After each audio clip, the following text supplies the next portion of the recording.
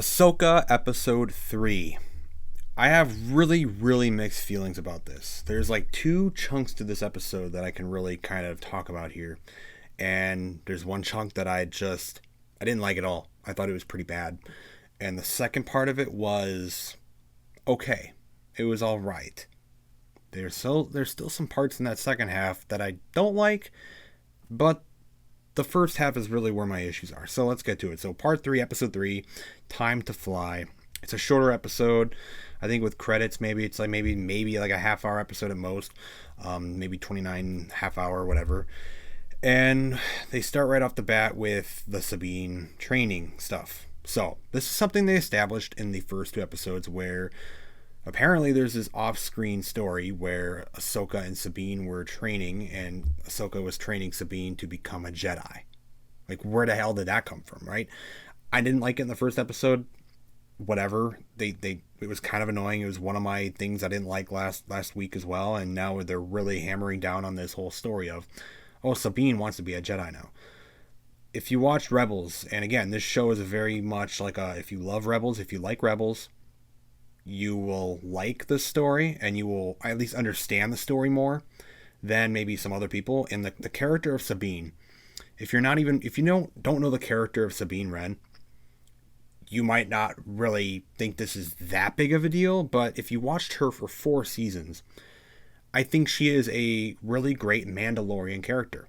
I think she's really great as a Mandalorian character.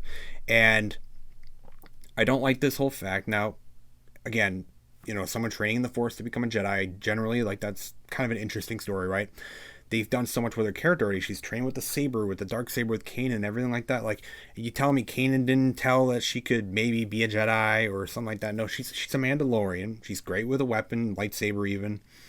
And she's done different things in the Star Wars Rebels as well. Like, she's developed weapons, armory, whatever, for Mandalore, and the Empire ended up using some of her weapons and stuff. It's like she's got her own skill set. She is a Mandalorian, and this whole episode, she is not in her armor, even though they left the second episode with her in her Mandalorian armor. They just cut to episode 3, and she's just out of it again. And she's just kind of hanging around Ahsoka's ship, training to become a Jedi again. I know they teased it like last week with Huang, which, by the way, Huang, the droid from Clone Wars, who's now in this show, voiced by David Tennant, I think he's my favorite part of this show right so far. This character, this droid, he is awesome. It's like when you're sitting and watching something from the show that you don't like, you're sitting like, why is Sabine training? She is not good in the Force. She's not a Jedi. She's a Mandalorian. And he will say it. He will literally sit there and say it. He will say, like, I told you, she's not good in the Force. She will not be a good Jedi. She never would be a good Jedi. She is a terrible Force sensitive person. Like, everyone's got the Force in them. I know that's something that's in Star Wars. I get that. It binds all living things within the galaxy. But that doesn't mean everyone can just start running around and using it as like a Force wielder, like a Jedi or something. Like, if that happened, I think we'd see it a lot more, right? I guess you can bring up the idea that maybe anybody can train to become a Jedi. And if you really train and understand the Force, maybe you can unlock some sort of aspect to it. Maybe that's what they're going for here. It's not going to make me like it, though. I don't like that Sabine is just suddenly on this whole random new path that they just completely just blew up into this show, and they just threw into this show that, oh yeah, by the way, she's been training with Ahsoka for years now, and she came back to Ahsoka now, and she's going to continue her training as a Jedi. Like, I don't like it. I don't know how far they're going to go with it. I don't know how much of the Force she'll end up using.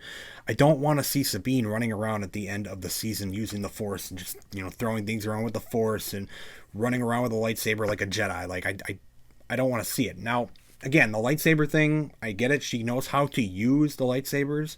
I'm fine with that. Like, you have people in the Star Wars story in the galaxy that can use a lightsaber. They're not a Jedi, but they can run around and use a lightsaber, and, they're pretty skilled at it. The dark saber, General Grievous with the lightsaber, like, you've seen some characters like that. You can still have that. But not everyone needs to be a Jedi. We're already going to see Ezra at some point. We have Ahsoka. We have literally 3 Force wielders there as the bad guys for this show. enough is enough, maybe. I mean, this is also called Ahsoka. Like, I'll be real, like, I don't think the focus is as much on Ahsoka, at least right now, than it is Sabine. And I also don't like that. But again, Huang is like, he is the best part of the show so far. Maybe apart from Ray Stevenson, who is on the opposite side of the story with the villains. But yeah, I really like Huang, David Tennant's Huang. I just think he's a really cool character. I like him. So we do cut to Hera. This is the only moment that we see with Hera and the New Republic, and we get to see Mon Mothma back. You know, obviously, same actress from Andor, from Rogue One, and I think she was maybe in Revenge of the Sith. I don't know if that was cut or not. I remember seeing that's initially where she started, but she's been in, you know, a lot of the recent Disney Star Wars stuff as Mon Mothma, very significantly in Andor, and we see her again talking with Hera, and Hera is mentioning that we need resources. I have proof and belief that Thrawn is alive. And then initially she's like, they're like, how is Thrawn alive? He disappeared years ago. He's dead. He should be dead, right?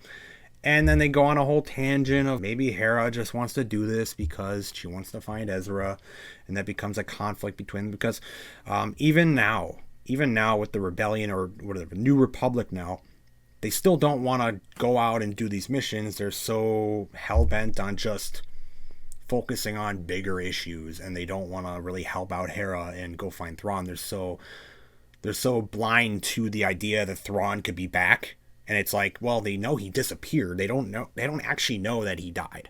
So it's kind of annoying. I think we're going to jump back to that at some point. Eventually, the New Republic is going to have to jump into this and realize that Thrawn is out there and he's going to be coming back. And then they'll have to deal with it. But it is kind of annoying. I didn't mind Mon Mothma either in Andor. I think she was fine. I think it's just generally the show of Andor that I just like. I didn't really feel like it felt much like Star Wars. But I mean, I don't know the actress's name. I forgot it. But she's good as Mon Mothma. And I think she's fine in this so far. I'm sure we'll see her again in Ahsoka. I don't know how much of Hera we'll still see because, like, I don't really know how much story really there is to tell with Hera in this story of Force wielders and Ahsoka and Jedi. But, you know, she is in the second episode for a little bit. And then we get to see something that, a character that I think we knew we were going to see, but he wasn't in the first 2 episodes. It is Jacen Syndulla. This is Hera and Kanan's son. And I gotta say, I mean, he looks better than he did at the end of Rebels. At the end of Rebels, that weird design they gave him looked atrocious. It looked terrible. He had like that bright green whatever hair. He had like the freaky green ears. It looked terrible. Now you can't really see his ears now, but I think this is one of those live action adaptations that look much better. He's still got the green hair. It's weird, but his hair's a little darker now, and yeah, I don't know what they'll do with him. I don't even know if they'll do anything with him in the show. Maybe it's just like a little cameo, like, oh yeah, he's there, by the way. You know, there's this kid that Kanan and Hera have before Kanan died. So I don't know what they'll do with him. It could be a bigger story down the road. I don't know. I'm not really too worried about it right now, but he did make his appearance just as like a little, you know, he went to meet his mother right after she talked with the New Republic senators. So we jump back to Ahsoka and Sabine, and again, it's this master-apprentice dynamic that I just don't like. And I'm starting to realize that Sabine, I like the character of Sabine in Rebels, but Sabine right now, for me, is probably the worst part of the Ahsoka show. I don't know why. It's like she's not really coming off super annoying. You know what I mean? Like, it's just kind of just this whole thing they're doing with her character and story in general. It's like, I don't like it. And she doesn't really totally feel like Sabine from the, you know, the end of Rebels either. It just feels a little different with Sabine. I think I said last week that I think Sabine and Ahsoka were good and Hera was kind of weird. I'm actually kind of flip-flopping on that a little bit now. I think Hera is okay. Like, she's fine. She doesn't feel way too off from the show of Rebels. But Sabine is starting to feel very different, and I don't like that. Maybe it's just they're bringing in a new story for her. I don't know, but I don't like it. And Ahsoka, she's fine still. Like, there's nothing really much. They're not doing much with her yet. They do something with her in this episode, but I think we're gonna get later into the show here with, you know, Anakin coming back. We're gonna get flashbacks. We're gonna get a lot with Ahsoka, as we should. It is called Ahsoka, so you know we'll get more Ahsoka, but there's not a whole lot for her story. There's a lot of focus on Sabine. Again, Huang is probably the best part of this show so far for me. He's just, the interactions with him and Ahsoka are actually really nice, and I just like his character. He's got a lot of expression, even though he's a droid with his blinking, glowing eyes. There's a lot more expression from this droid with David Tennant than there is with Ahsoka or Sabine. I will say that. There's a lot more expression. He's just a lot more enthusiastic about some things. You can just tell there's some difference there, and I do like it. I do like his character. So they make it to where Morgan Elsbeth and Shin Hati, Baylan Skoll are hiding, and they're trying to get this big hyperdrive ring thing to bring back Thrawn. And that's the whole thing of what they're doing, that they're kind of like hidden out there in the galaxy somewhere, and they're doing that. And they obviously, Hera, Ahsoka, and Sabine, they track down where they were going. They make their way there, and then they're immediately ambushed by Shin Hati and the Inquisitor guy, Marok or something. You get a cool little space battle, of course, for Star Wars. Always good to see that. And then Ahsoka and Sabine end up seeing the big ring above the planet, and they're wondering what it is. And they're figuring out that it's like a big hyperdrive ring, but like it's a lot bigger than it really is, than like the hyperdrive rings normally are. And like, what would dock in that thing? Like, what is it? What would this thing do, and what would it bring, or where would it go? And that's kind of the big mystery of exactly what they'll do with it to bring Thrawn back. We get to see Morgan Elsbeth, the witch, back again. She's just kind of chilling in the big craft that they're building, and she's there to basically try and stop Ahsoka because Shin Hati could not. So Ahsoka and Sabine, they end up going through the ring, and they end up getting blasted basically to a point where they're like kind of broken apart. Their ship kind of like malfunctions for a moment, and they're kind of stuck in space. Huang was also trying to scan the ring, and that's why they ended up getting so close to it, because he wants to figure out really what it is and what it's going to do and what it can do, you know, for their enemies. Ultimately, it brings their ship to a halt, and it's just kind of floating there in space. Morgan Elsbeth, she's not happy about it, and you know, you got this little interaction between her and Shin about like, yeah, you almost got her. This is the scene that is, I have no idea how to feel about this scene whatsoever. I have no idea how to feel about it, because it looks ridiculous, but it's also like, we've seen this stuff before.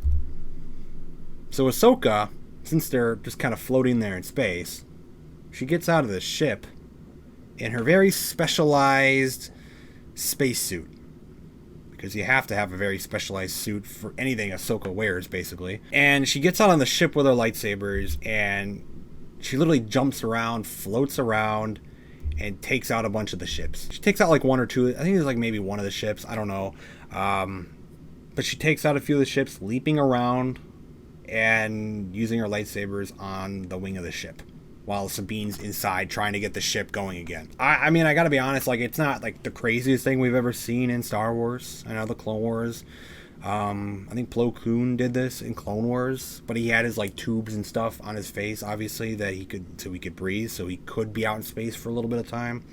But I mean, Ahsoka's in her suit, I guess. But like, dude, initially when I first saw it and she first stepped out with this, I laughed a little bit.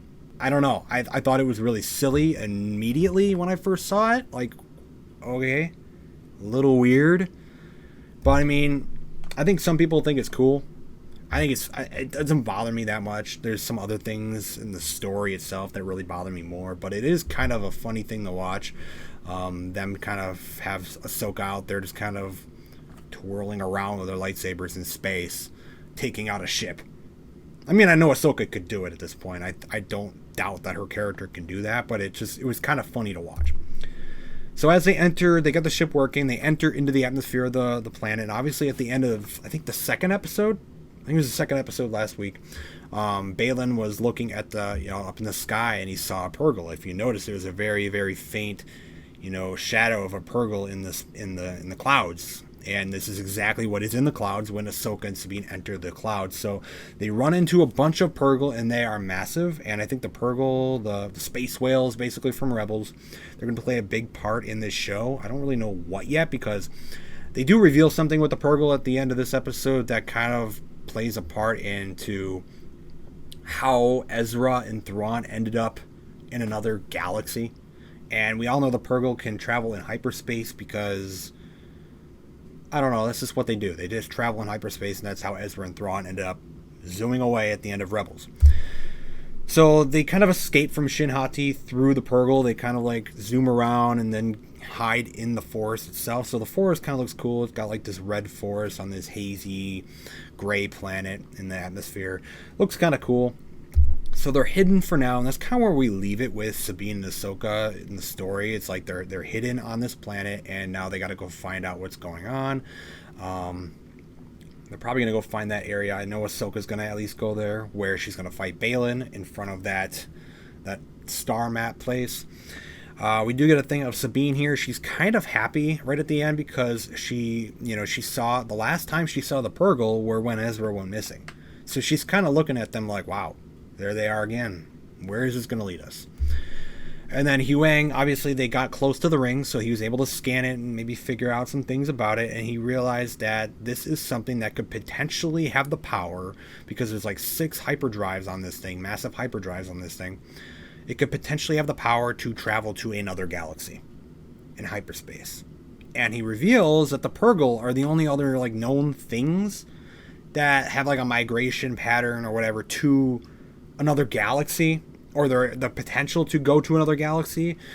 And that ultimately makes sense to how Ezra and Thrawn ended up there if the Pergol are able to do that. So the Pergol are able to go to another galaxy, and this new ring that they're trying to build has that potential as well. And we kind of assumed that at the end of last week, because that they need to get to Thrawn. And then we got one final shot of Ray Stevenson's Baylan's skull. And, out of this whole episode, lots of weird things and everything like that. Ahsoka jumping around on the wing of her ship in space. This is still my favorite shot of the whole episode, this right here. There's a lot of cool space shots. It looks good. The space battles look good. This is my favorite shot. There's like a presence with the character of Baylan's skull that none of the other villains even have. The other villains are kind of cool in this show, but I think Baylan's skull is a very fascinating character. And we don't know much about him, but he gives just the presence he gives, and Ray Stevenson's character. It is sad that we will not see him at least play this character anymore. I don't know if he'll die in this show. If he dies in this show, it kind of fits because, we cannot have him play the character anymore, unfortunately. He did pass away. But he has a great presence on this show, and that final shot of him just like saying to all of his droids, like, they're on the planet, go find them, they're hiding in the forest. And he sends them out. And that's how it ends. So he's still standing there by the star map place, and I'm assuming he's just going to be waiting there until Ahsoka shows up or something. But I know Ahsoka is going to face him at least in that place. We saw it in the trailers. So he is a very interesting character, and it's probably my favorite shot of the episode, the last shot. So we didn't get much of Baylan in this, but we did get a little bit of... We didn't really get much of any of the villains in this. It was a lot more of Sabine and that weird training stuff that I do not like. And Ahsoka and them just trying to get away from them onto the planet. Again, it was a very short episode. Once they started this space battle and they needed to get onto the planet, and they did the whole thing with the Pergol, and now Baylan's skull at the very end, and the big hyperspace ring, all that stuff was cool. It was fine. It was all right. I didn't have much issue with it. I really didn't. Again, it was that first half, and just that story in general of a Sabine training to become a Jedi. I think it's silly. I don't think she needs to be a Jedi. She's a great character and warrior already. She doesn't need to be. But unfortunately, it just seems like that's what they're going with now. And I guess we'll just see where it goes. But I don't like it at all. And this is definitely my least favorite episode, I think, of the 3 so far. I don't really know how to feel, because it's a really short episode. You can't really do much in it. I know there's some lightsaber duels coming up again with Baylan and Ahsoka, and I think Shin and Sabine are going to fight again too. I don't know how that's going to go. The show is still promising to me. This wasn't like a bad episode. It wasn't like a Kenobi bad. It wasn't even like a Mandalorian season 3 bad, where you throw in Jack Black and Lizzo. It was just average to me, and it's just episode 3 of 8. That short little episode 3 is just kind of continuing the story, and yeah, we'll get bigger ones later. So I can't really give much more opinion on the overall story, other than we'll continue to see where it goes. So Ahsoka episode 3, good second half, but the first half was kind of slow, kind of boring, and I didn't like the story they're doing. And I hope it's a little longer next week, and I do hope that the story is... I know they're going to do more of it, but I hope they do focus less on Sabine and her Jedi stuff, which I'm hoping for something that is definitely not going to happen because they're going to do more of it. Whatever. That's Ahsoka Episode 3. I think it was fine. Wasn't great, but we'll see what happens next week.